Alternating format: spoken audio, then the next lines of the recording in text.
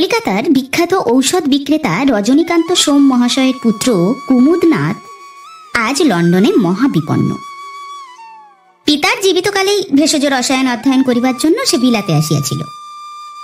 ধনী পিতার একমাত্র পুত্র কুমুদ যখন যত টাকা চাহিত পিতা তাহাই পাঠাইয়া দিতেন। মাসিক বরাদ্দ অন্যান্য ছাত্রের অপেক্ষা কুমুদের অনেক অধিক ছিল, সুতরাং তাহার চাল অত্যন্ত লম্বা হইয়া পড়িয়াছে। 2 বৎসর পিতার মৃত্যু হইয়াছে। তাহার পিসে মহাশয় এবং দোকানের ম্যানেজার ব্যবসায় চালাইতেছেন। ম্যানেজারের আমল হইতে কুমুদের টাকার যোগান কিঞ্চিত কম পড়িয়া গিয়াছে বটে, কিন্তু মাসে মাসে নিয়মিতভাবেই টাকা আসিত। এদিকে 2-2.5 মাস আর টাকা আসে নাই।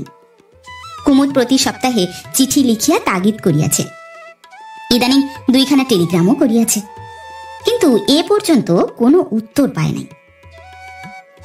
আজ সোমবার, ভারতবর্ষীয় ডাক আসিবে। চিঠির মধ্যে টাকার ড্রাফট আসে কিনা আসে এই চিন্তায় গত রাত্রি কুমুদের ভালো করিয়া নিদ্রা হয় নাই। 7টা না বাজিতেই আজ সে শয্যা ত্যাগ করিল।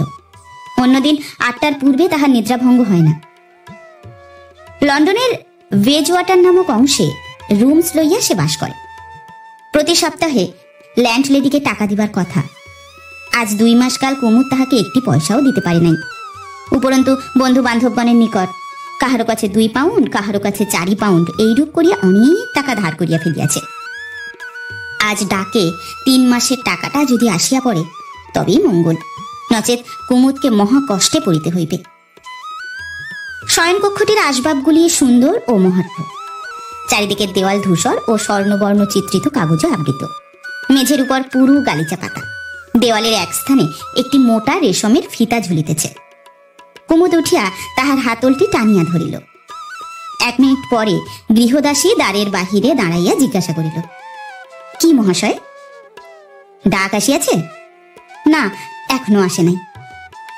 গরম জল লইয়া আইসো। গরম জল আসিলে মুখ ধুইয়া কুমুদ পোশাক পরিতে আরম্ভ করিল। পরিধান শেষে সোনার সিগারেট কেসটি খুলিয়া দেখিল একটিও সিগারেট নাই। গতকল্য তাহার সিগারেট ফুরাইয়াছিল, অর্থাভাবে নূতন বাক্স কিনিতে পারে নাই। সে তখন ম্লান মুখে প্যান্টালুনের 2 পকেটে 2 হস্ত প্রবেশ করাইয়া দিয়া খোলা জানালার কাছে দাঁড়াইল। মে মাস, বাহিরে রৌদ্র ঝাঁঝা করিতেছে। বড় বড় শব্দ করিয়া দুগ্ধ বিক্রেতার গাড়ি, রুটিওয়ালার গাড়ি বাড়ি বাড়ি যোগান দিয়া ফিরিতেছে। ক্রমে দূরে ডাকওয়ালার মূর্তি দেখা গেল। ক্রমে সে এই বাড়ির নিকটবর্তীও হইল। কুমুদ তখন ক্ষিপ্রপদে নিচে নামিয়া গেল। চিঠি আসিল, কিন্তু কই, সোম কোম্পানির ছাপা লেফাফা তো নাই। ম্যানেজারের পত্র আসে নাই, টাকা আসে নাই। কুমুদের মাথা ঘুরিতে লাগিল। অন্যান্য পত্রগুলি লইয়া ধীরে ধীরে সে নিজ শয়নকক্ষে ফিরিয়া আসিল। সেগুলি পড়িতে পড়িতে এই পত্রখানি পাইল। কলিকাতা, 24শে এপ্রিল। ভাই কুমুদ, তোমার পত্র গত রবিবার দিন পাইয়াছি। তোমার টাকা যাইতে কেন বিলম্ব হইতেছে জানিবার জন্য সোমবার দিন তোমাদের আপিসে গিয়াছিলাম। ম্যানেজার বাবুর সাক্ষাৎ পাইলাম না। দোকানে যিনি ছিলেন তিনি বলিলেন, ম্যানেজার বাবু আজকাল দোকানে বড় আসেন না। বাজারে গুজব, সোম কোম্পানি ফেল হইবে। তোমার পিতার মৃত্যুর পর হইতে তোমার পিসে মহাশয়ের সহিত যোগ সাজসে ম্যানেজার বাবু নাকি দোকানের টাকা ভাঙিতে আরম্ভ করেন। দোকানের দেনার দায়ে তোমাদের বসত বাটিখানি নিলাম হইয়া গিয়াছে। উহা নাকি তোমার পিসে মহাশয় একজনের বেনামিতে কিনিয়া লইয়াছেন। আমি বিশ্বস্ত সূত্রে অবগত হইলাম আগামী 1 জুন তারিখে ম্যানেজার ইনসলভেন্সির দরখাস্ত করিবেন। দোকানের জিনিসপত্র তিনি সরাইতেছেন এবং মিথ্যা হিসাবাদিও প্রস্তুত করিতেছেন। তুমি যদি 1 জুনের পূর্বে আসিয়া পৌঁছিতে পারো এবং ম্যানেজারকে দত্ত ক্ষমতাপত্র প্রত্যাহার করিয়া লও, তবেই তোমার দোকানটি বাঁচে, নইলে সর্বস্বই গেল। কোনো অ্যাটর্নি বন্ধুর নিকট সকল বিষয় অবগত হইয়া আমি তোমাকে এ পত্র লিখিলাম। আমরা সকলে ভালো আছি। তোমার শীঘ্র আসা একান্ত আবশ্যক। তোমার স্নেহের হরিপদ। পত্র পড়িয়া কুমুদ মাথায় হাত দিয়া বসে রহিল। আজ 13ই মে। 17ই মে শুক্রবার মার্সেলস হইতে P&O কোম্পানির জাহাজ ছাড়িবে।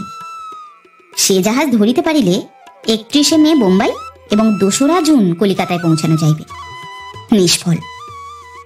সময় মতো পৌঁছানো যাইতে পারে এমন কোনো ফরাসি বা ইতালীয় জাহাজ যদি থাকে। আর ভাড়ার টাকা? হাতে গোটা 5-6 পেনি মাত্র আছে, আর তো কিছুই নাই। কুমুদ জানিত ফরাসি ও ইতালীয় জাহাজে 3rd ক্লাসও আছে, অপেক্ষাকৃত অল্প ভাড়া, যদি ধার করিয়া সংগ্রহ হইয়া ওঠে। দাসীকে ডাকিয়া কুমুদ বলিল, আমাকে শীঘ্র 1 পেয়ালা চা এবং কিছু খাবার আনিয়া দাও, আমি এখনই বাহির হইব। 15 মিনিট পরে দাসী 2টি সিদ্ধ ডিম, কয়েক টুকরা রুটির টোস্ট, মাখন ও মামলেট এবং চা আনিয়া দিল। তাড়াতাড়ি কোনো মতে তাহাই গরাধ্যকরণ করিয়া ছড়ি লইয়া কুমুদ বাহির হইয়া পড়িল। লাডগেট সার্কাসে টমাস কুক কোম্পানির হেড অফিস। সেখানে গিয়া সংবাদ লইয়া কুমুদ জানিতে পারিল, যদি আগামী কল্য এখান হইতে যাত্রা করিতে পারে তবে মার্সেলসে একখানি ফরাসি জাহাজ সে ধরিতে পারিবে। সে জাহাজ সময় মতো বোম্বাই পৌঁছিবে। কুমুদ জিজ্ঞাসা করিল, এত বিলম্বে টিকিট কিনিলে জাহাজে স্থান পাইব তো? কর্মচারী বলিল, এখন গ্রীষ্মকাল, ভারতগামী জাহাজের পক্ষে স্লাগ সিজন। যেসব জাহাজ ভারত হইতে আসিতেছে সেইগুলি যাত্রীতে বোঝাই, স্থান যথেষ্ট হইবে। আমি কিন্তু 3য় শ্রেণীতে যাইব। 3য় শ্রেণীর ভাড়াও কুমুদ জানিয়া লইল। হিসাব করিয়া দেখিল, সর্বশুদ্ধ 25 পাউন্ড সংগ্রহ করিতে পারিলে কোনো গতিকে সে কলিকাতায় পৌঁছিতে পারে। কুমুদ তখন বন্ধু বান্ধবগণের নিকট ঋণ প্রার্থনা করিবার জন্য বহির্গত হইল। বেলা যখন 5টা, তখন হাইগেটের অমনিবাস হইতে পিকাডিলির মোড়ে কুমুদ নামিল। তাহার মুখ শুষ্ক, চক্ষু বসিয়া গিয়াছে, নিঃশ্বাস জোরে জোরে পড়িতেছে। সারাদিন বন্ধুগণের দ্বারে দ্বারে ঘুরিয়াও 7 পাউন্ডের অধিক সংগ্রহ হয় নাই। এখনো 18 পাউন্ডের অস্থিতি। বন্ধুরা সকলে এখানে থাকিলেও বা হইত, অনেকেই সমুদ্র তীরে গ্রীষ্ম যাপন করিতে গিয়াছে। অন্যান্য বৎসর কুমুদও গিয়া থাকে, এ বৎসর কেবল অর্থাভাবেই সে যাইতে পারে নাই। যাহাদের অর্থের অনটন সেই সকল ছাত্রীরাই লন্ডনে পড়িয়া আছে। ধার চাহিতে গিয়া 2-1 স্থানে কুমুদ একটু অপমানিত হইয়াছে। সে দারুণ অভিমানী। প্রাতে সেই 2টি ডিম খাইয়া বাহির হইয়াছিল, এখনো পর্যন্ত সে আর জলস্পর্শও করে নাই। মানসিক উদ্বেগে ক্ষুধার কথা সে ভুলিয়াই গিয়াছে, কিন্তু তৃষ্ণায় তাহার ছাতি ফাটিয়া যাইতেছিল। অমনিবাস হইতে নামিয়া মোড়ে দাঁড়াইয়া কুমুদ ভাবিতে লাগিল, যাহাদের যাহাদের কাছে যাইবার সে সকলেই তো শেষ হইয়াছে। আর 2-4 জন পরিচিত ছাত্র আছে বটে, কিন্তু তাহাদের মধ্যে হইতে 18 পাউন্ড সংগ্রহ হওয়া অসম্ভব। কুমুদ ভাবিতে লাগিল, এখন কি করি? বাসায় ফিরিয়া যাইব? ফিরিবা মাত্র ল্যান্ডলেডি তাহার সুদীর্ঘ বিলখানি আনিয়া হাজির করিবে। কিয়ৎ দূরে একটি উচ্চ শ্রেণীর পানশালা সাইনবোর্ড দেখা যাইতেছিল। কুমুদ তাহার শ্রান্ত পদদয় ধীরে ধীরে সেই দিকে চালনা করিল। সেলুন বারের মধ্যে প্রবেশ করিয়া 1 গ্লাস হুইস্কি ও সোডা হুকুম করিল। পরিচারক যথাসময়ে পানীয় আনিয়া দিল। কুমুদ হু হু করিয়া তাহা অর্ধেকের উপর এক নিঃশ্বাসে পান করিয়া ফেলিল। তাহার পর টেবিলের উপর 2 কুনুই রাখিয়া 2 হাতে মুখ আচ্ছাদন করিয়া নিজ অদৃষ্ট চিন্তা করিতে লাগিল। সময় মতো দেশে পৌঁছানো অসম্ভব, সুতরাং সমস্তই গেল। তাহাকে পথের ভিখারি হইতে হইবে। দেশ হইতে টাকা আর আসিবে না। পূর্ব হইতে যাহাদের কাছে ঋণ লইয়াছে তাহাদের টাকা পরিশোধ করিতে পারিবে না। তাহারা বলিবে কুমুদ জুয়াচোর। ল্যান্ডলেডি সম্ভবত উঠিয়া যাইবার জন্য নোটিশ দিবে, বাকি টাকার জন্য জিনিসপত্রগুলি আটক করিবে। পরদিন 1 টুকরা রুটির জন্য ভিক্ষার্থী হইয়া তাহাকে কাহারও দ্বারস্থ হইতে হইবে। কুমুদ মাথা তুলিল। গ্লাসে অল্প যাহা অবশিষ্ট ছিল তাহা পান করিল। পরিচারক প্রবেশ করিয়া তাহার সম্মুখে একখানি তাজা সান্ধ্য সংবাদপত্র রাখিয়া জিজ্ঞাসা করিল, আর 1 গ্লাস আনিব কি? আনো বলিয়া কুমুদ সংবাদপত্র খুলিল। অলসভাবে ইতস্তত চক্ষু বুলাইতে বুলাইতে বড় বড় অক্ষরে 3 ছত্র হেডলাইন দেওয়া অর্ধ কলমব্যাপী একটি সংবাদ দেখিতে পাইল। পড়িয়া জানিল, লিভারপুল নিবাসী একজন সম্ভ্রান্ত বণিক ব্যবসায়ে অনেক ক্ষতিগ্রস্ত হইয়া এবং ঋণ শোধের কোনো উপায় না দেখিয়া গত রাত্রে তিনি আপিস কক্ষে বসিয়া রিভলভারের দ্বারাই আত্মহত্যা করিয়াছেন। পড়িয়া কুমুদ আপন মনে বলিল, ঠিক তো, পথ খুঁজিয়া পাইতেছিলাম না, এই তো পত্র হিয়াছে। পরিচারক হুইস্কির গ্লাস ও বিলখানি আনিয়া দিল। মূল্য দিয়া হুইস্কিটুকু পান করিতে করিতে কুমুদ ভাবিতে লাগিল, কে কাঁদিবে? বাবা নাই, মা নাই, ভাই নাই, বোনেরা আছে, তারা কাঁদিবে। বন্ধু বান্ধবের মধ্যে কেহ কেহ কাঁদিবে। আর না, সে বোধহয় কাঁদিবে না। সাদা কখনো কালোর জন্য কাঁদে। হুইস্কিটুকু নিঃশেষ করিয়া কুমুদ মনে মনে বলিতে লাগিল, যদি বাঁচিয়া থাকি তবে প্রথমটা তো জুয়া চোর খেতাবটি মাথা পাতিয়া লইতে হইবে। তাহার পর জীবিকা সংগ্রহের জন্য এদেশে কত লাঞ্ছনাই যে ভোগ করিতে হইবে, তাহার স্থিরতা কি? বাঁচিয়া কি সুখ হইবে? তার চেয়ে সন্ধ্যার পর হাইট পার্কে বসিয়া গুরুম করিয়া একটি আওয়াজ, এবং সঙ্গে সঙ্গে সব শেষ। কুমুদ যেন কল্পনায় দেখিতে লাগিল, পরদিনের সংবাদপত্রগুলিতে বড় বড় হেডলাইন ছাপা রহিয়াছে, Hyde park tragedy, an Indian student shoots himself with a revolver. কিয়ৎক্ষণ পরে টেবিল ধরিয়া সে উঠিয়া দাঁড়াইল। তাহার চক্ষু তখন লাল জবা ফুলের মতো। পরিচিত কেহ যদি সে অবস্থায় তাহাকে দেখিতে পাইত, তবে ভিতরকার কোনো কথা না জানিয়াও শঙ্কাকুল হইয়া উঠিত। পানশালা হইতে বাহির হইয়া কুমুদ অমনিবাস লইল। হবর্নে একটি বন্দুকের দোকানে গিয়া একটি রিভলভার ও 8 ডজন টোটা খরিদ করিল। কোটের ভেতর দিককার বুক পকেটে সেগুলি লুকাইয়া নিজ কলেজের কমন রুমে গিয়া কতগুলি পত্র লিখিতে বসিল। কুমুদ বসিয়া একে একে অনেকগুলি চিঠি লিখিল। ভারতবর্ষের জন্য 2খানি মাত্র, বাকিগুলি এখানকার বন্ধু বান্ধবকে, যাহাদের যাহাদের নিকট টাকা ধার লইয়াছিল তাহাদিগকে লিখিল। দেশে আমি পত্র লিখিতেছি, আমার দোকানের যদি কিছু অবশিষ্ট থাকে তবে সেখান হইতে তোমাদের টাকাগুলি পরিশোধ হইবে। তাহা যদি না থাকে তবে ভাই সে টাকা আমায় ঋণ দিয়াছিলে বলিয়া আর মনে করিও না। তোমাদের হতভাগ্য বন্ধুকে অসময়ে দান করিয়াছিলে বলিয়াই ধরিয়া লইও। ল্যান্ডলেডিকে লিখিল, আমার বহি জিনিসপত্র বেচিয়া তোমার প্রাপ্য টাকা লইও। যদি কিছু উদ্বৃত্ত থাকে তবে তাহা ভিখারীদের দান করিও। আর একজনকে একখানি পত্র কুমুদ লিখিবে ভাবিল, কলম হাতে করিয়া অনেকক্ষণ বসিয়া রহিল। শেষে না লেখাই স্থির করিল। পত্রগুলি পকেটে লইয়া কুমুদ উঠিল। রাত্রি তখন 8টা, কিন্তু গ্রীষ্মকালে এ সময় লন্ডনে সুস্পষ্ট দিবালো। কলেজ হইতে বাহির হইয়া একটা পোস্ট অফিসে 2খানি টিকিট খরিদ করিয়া ভারতবর্ষীয় চিঠি 2খানিতে লাগাইল। সে 2খানি ডাকে ফেলিতে যাইতেছিল, কিন্তু ভাবিল না, অন্যান্য চিঠিগুলির সহিত এ 2খানিও পকেটেই থাকুক। কল্ল পুলিশ এগুলি পোস্ট করিয়া দিবে। পকেটে হাত দিয়া দেখিল রিভলভার ও ডাক টিকিট কিনিয়া 4টি পেনি অবশিষ্ট আছে। অমনিবাসে 1 পেনি এবং হাইট পার্কে যে চেয়ারখানিতে বসিয়া অন্ধকার ও নির্জনতার প্রতীক্ষা করিবে তাহার ভাড়া 1 পেনি দিতে হইবে। বাকি 2টি পেনি থাকে। পৃথিবীতে সে 2টিতে আর তাহার আবশ্যক নাই। ছেলে কোলে করিয়া একজন ভিখারিনী যাইতেছিল। কুমুদ পেনি 2টি তাহাকে দিল। গড ব্লেস ইউ স্যার বলিয়া রমণী সরিয়া গেল। অমনিবাস আসিল। হাইট পার্কের মার্বেল আর্চ নামক ফটকের সম্মুখে কুমুদ যখন নামিল তখন 8:30। হাইট পার্কে প্রবেশ করিয়া সে ভাবিল, আর 8 ঘন্টা, 8 ঘন্টা পরে অন্ধকার হইবে।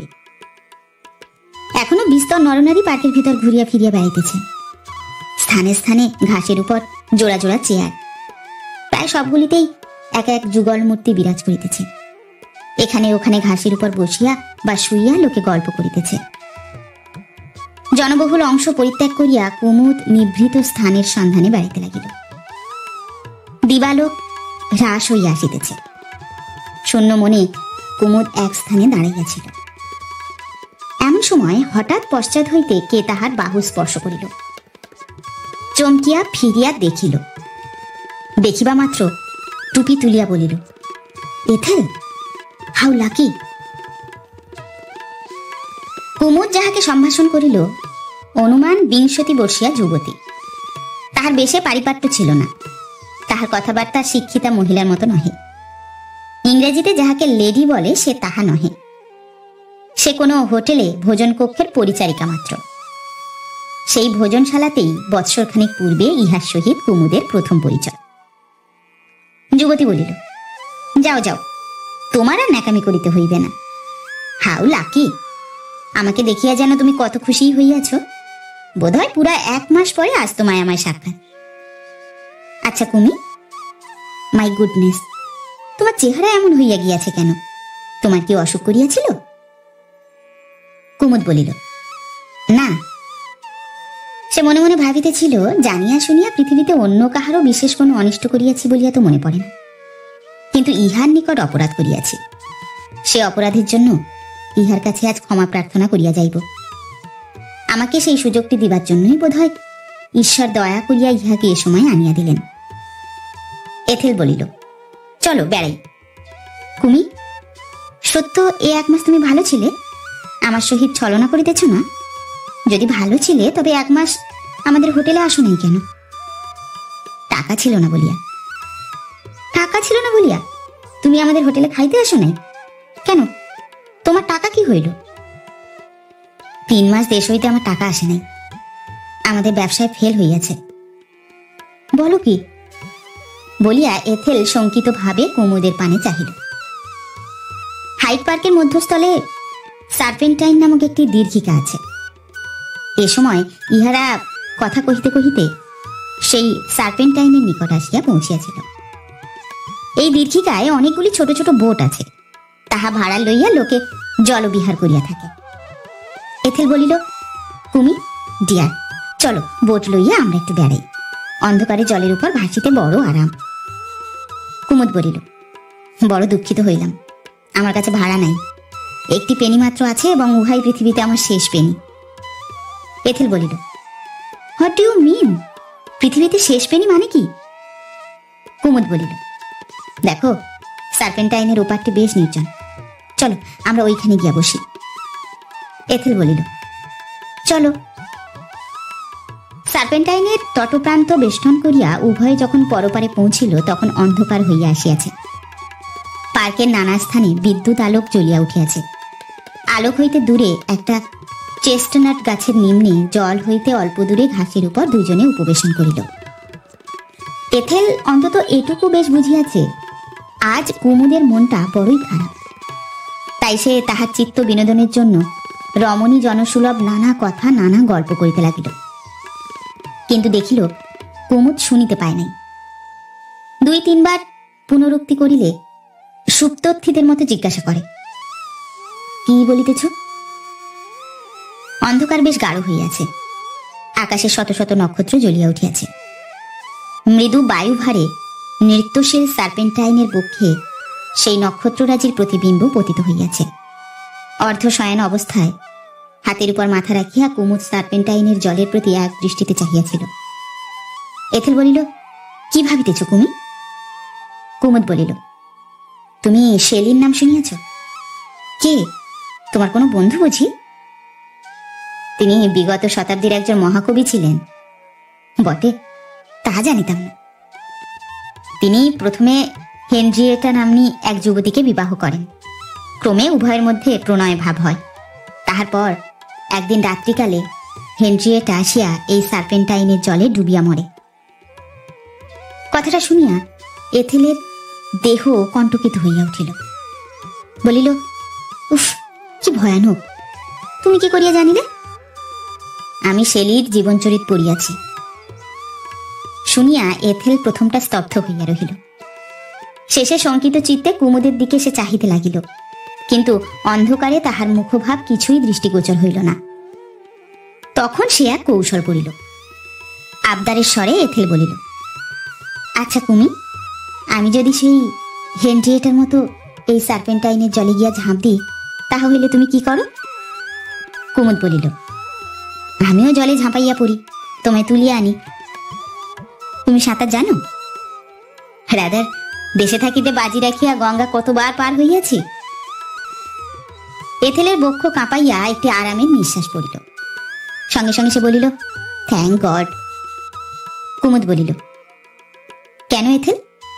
থ্যাংক গড বলিলে কেন? এথেল নীরব। কুমুদ আবার জিজ্ঞাসা করিল, তোমার কি সন্দেহ আজ আমি সার্পেন্টাইনে ডুবিয়া আত্মহত্যা করিব? এথেল কাঁদো কাঁদো হইয়া বলিল, যাও, আমি বলিব না। মনে মনে বলিতে লাগিল, আশ্চর্য, পৃথিবী হইতে চির বিদায় গ্রহণ করিবার সময় এ কে আসিয়া ছলো ছলো নেত্রে আমার পথরোধ করিয়া দাঁড়ায়। আমার স্বদেশিয়া নহে, স্বজাতিয়া নহে, এমনকি আমার স্ববর্ণাও নহে, আমার কেহই নহে। ইহার এত ব্যথা কেন? কুমুদের দুইটি চক্ষু হইতে 2 ফোঁটা জল গড়াইয়া পড়িল। আরো 2-4 কথার পর কুমুদ বলিল, দেখো এথেল, আমি তোমার কাছে অপরাধী। আমার অপরাধ তুমি ক্ষমা করিবে কি? এথেল বলিল, কি অপরাধ? মনে বুঝিয়া দেখো, আমি কি তোমার প্রতি কোনো অন্যায় করি নাই? কুমুদের হাতটি ধরিয়া এথেল বলিল, কেন তুমি আজ এ কথা বলিতেছ? তাহার স্বর কাঁদো কাঁদো। কুমুদ বলিল, কেহ যদি কাহার নিকট কোনো অপরাধ করে ক্ষমা প্রার্থনা করে নাকি? তুমি আমায় ক্ষমা করো এথেল। কুমুদের হাতটি ছুড়িয়া দিয়া এথেল বলিল, যাও, তুমি যদি এসব বলবে তবে আমি কাঁদিব। তুমি আজ এমন হইয়াছ কেন? তাহার ভাব দেখিয়া কুমুদ তাহাকে সান্ত্বনা দিতে লাগিল। কুমুদ অর্ধশয়ন ভাবে পড়িয়াছিল, এথেল নিকটে বসিয়াছিল। আর কিছুক্ষণ এ কথা সে কথার পর এথেল খেলার ছলে কুমুদের কোটের বোতাম ধরিয়া টানিতে লাগিল। হঠাৎ একটা স্থলে কোনো পদার্থ আছে অনুভব করিল। ক্ষিপ্র হস্তে কুমুদের পকেট হইতে সে জিনিসটি টানিয়া বাহির করিয়া রুদ্ধশ্বাসে জিজ্ঞাসা করিল, কুমি, এ কি? কুমুদ বলিল, ওটা রিভলভার। রিভলভার কেন? রাত বিরাত পথে ঘাটে বেড়াই, সঙ্গে থাকা ভালো।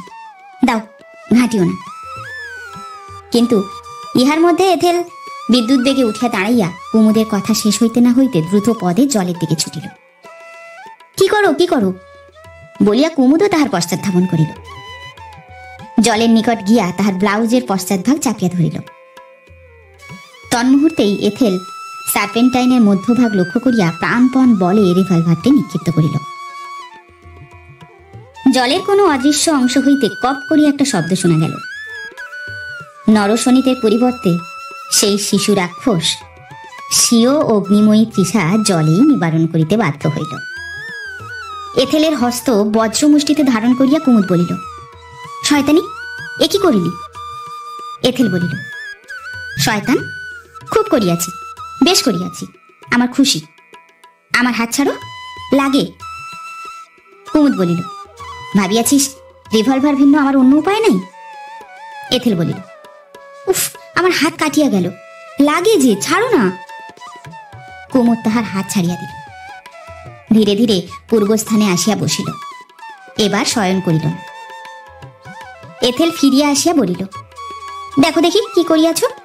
আমার রিস্টলেট ভাঙিয়া কবজির মাংসের মধ্যে প্রবেশ করিয়াছে। উফ বলিয়া সে হাত ঝাড়িতে লাগিল। পকেটে দিয়াশালাই ছিল।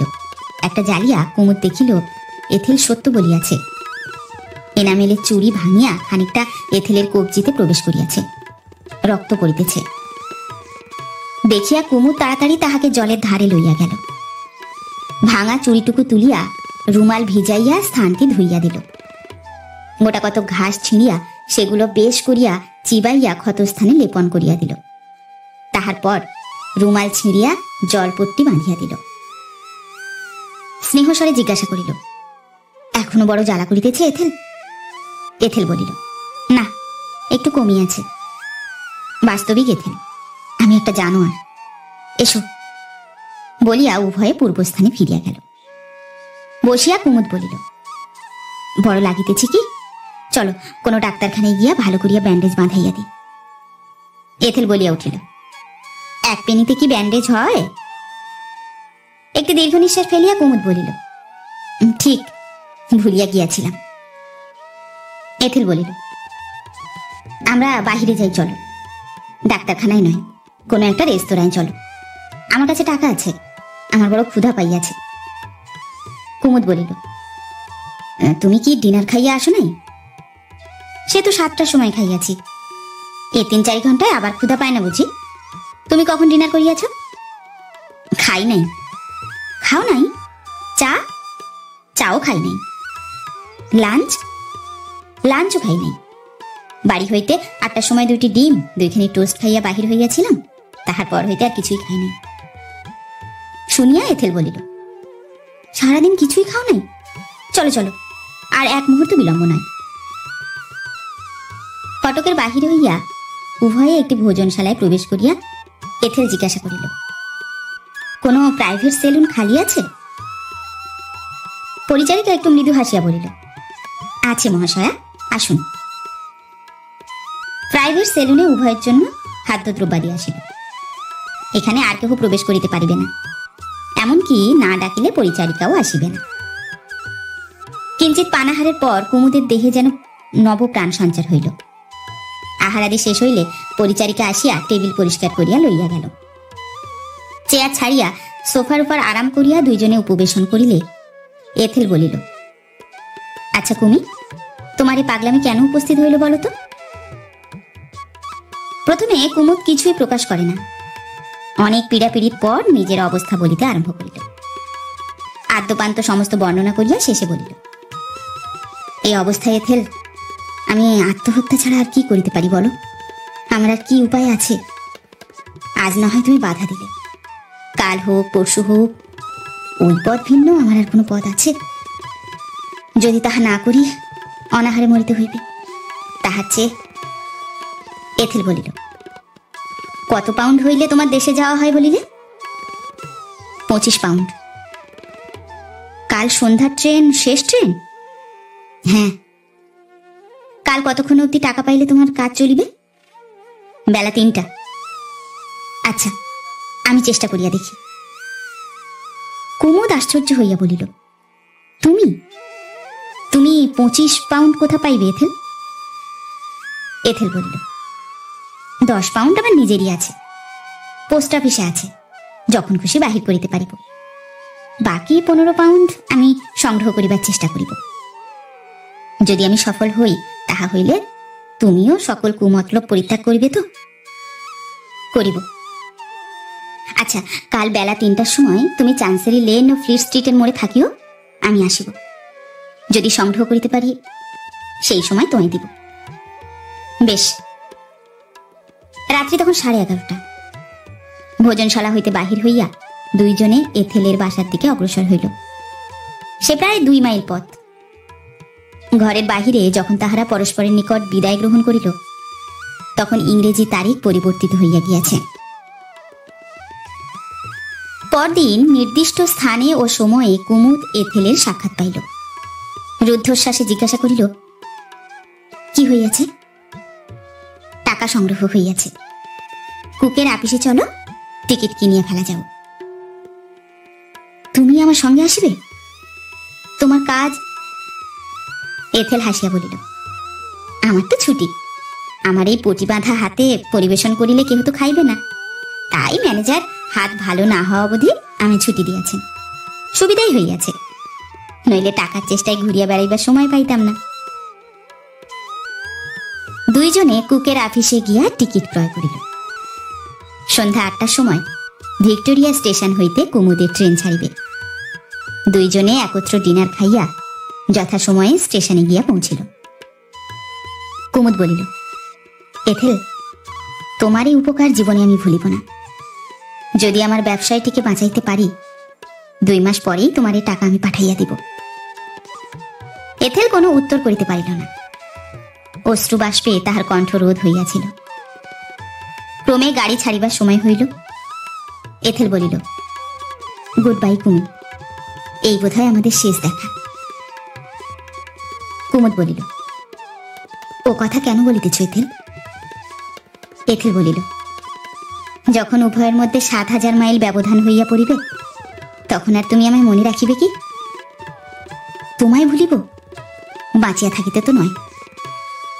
এথেল বলিল, ওই বাতি দেখাইতেছে, গাড়িতে ওঠো। Good bye. গুড বাই নয় এথেল, ওরি ভয়া, যতদিন না আবার দেখা হবে। আবার দেখা হইবে বলিয়া কুমুদ এথেলের হাতখানির উপর নিজ ওষ্ঠযুগল স্পর্শ করিল। গাড়ি ছাড়িয়া দিল।